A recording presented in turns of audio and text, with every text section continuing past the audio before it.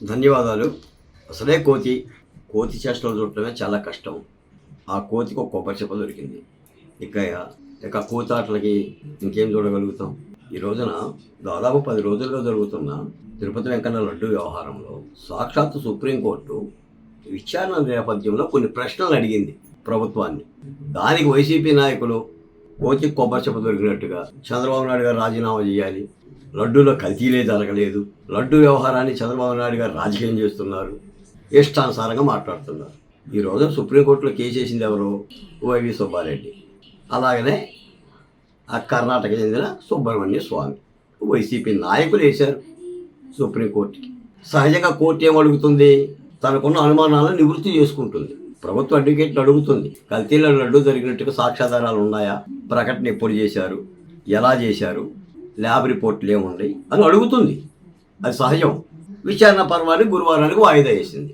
దీనికేదో పెద్ద తీర్పు చెప్పినట్టుగా సుప్రీంకోర్టు, అసలు సుప్రీంకోర్టు లడ్డూలో కల్తీనే జరగలేదని చెప్పేసి అని తీర్పు ఇచ్చినట్టుగా వైసీపీ మాజీ మంత్రులు ఎమ్మెల్యేలు మాట్లాడుతున్న తీరు చూస్తుంటే ఆశ్చర్యం వేస్తుంది. ఈ రోజున ఒక ముఖ్యమంత్రి సాక్షాత్తు ల్యాబ్ రిపోర్ట్ వచ్చిన తర్వాత తిరుపతి స్వామివారి లడ్డూలో కల్తీ జరిగిందని మాట చెప్పటం నేరం ఎలా అవుతుంది? చెప్పకపోతే నేరం అవుతుంది. అది కొన్ని కోట్ల మంది భక్తులకు సంబంధించిన అంశం. 8 ట్యాంకర్లు వచ్చినాయి.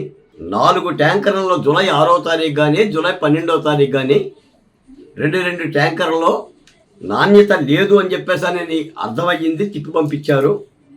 దానికి ముందు వచ్చిన 4 ట్యాంకర్లను వాడేశారు.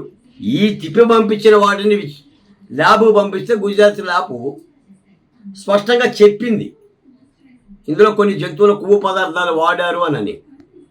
ఆ రిపోర్ట్ దగ్గర పెట్టుకున్న ముఖ్యమంత్రి, రాష్ట్ర ముఖ్యమంత్రి ప్రజలకు చెప్పాలి కదా ఆ విషయం. చెప్పడం ఒకటే కాదు, దాని ప్రక్షాళనకు సంబంధించిన కార్యక్రమాలు కూడా తీసుకుంటుంది ప్రభుత్వం.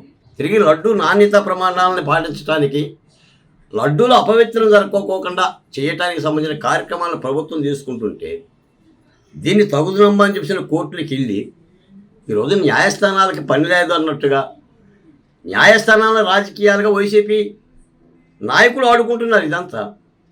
కాబట్టి న్యాయస్థానంలో తీర్పు జరుగుతుంది, న్యాయస్థానానికి ఉండే ఆదేశాలు న్యాయస్థానం ఇస్తుంది, ఆ విచారణ జరుగుతుంది. ఇక్కడ రాష్ట్రంలో సిట్టు విచారణ జరుగుతుంది. న్యాయస్థానం రేపొద్దున ఏం చెప్తుందో వినాలి అంతే తప్ప దీన్నేదో విజయంగా భావించి వైసీపీ పార్టీ కానీ మాజీ మంత్రులు కానీ ఏదో లడ్డుకి ఏం జరగలేదు, మేమే పవిత్రులం అన్నట్టుగా మాట్లాడటాన్ని అమరావతి బహుజన్ చేసి ఖండిస్తున్నాం. తప్పనిసరిగా దీన్ని రాష్ట్ర ప్రజలు కూడా దృష్టిలో పెట్టుకోవాలని చెప్పి కూడా కోరుతున్నాం.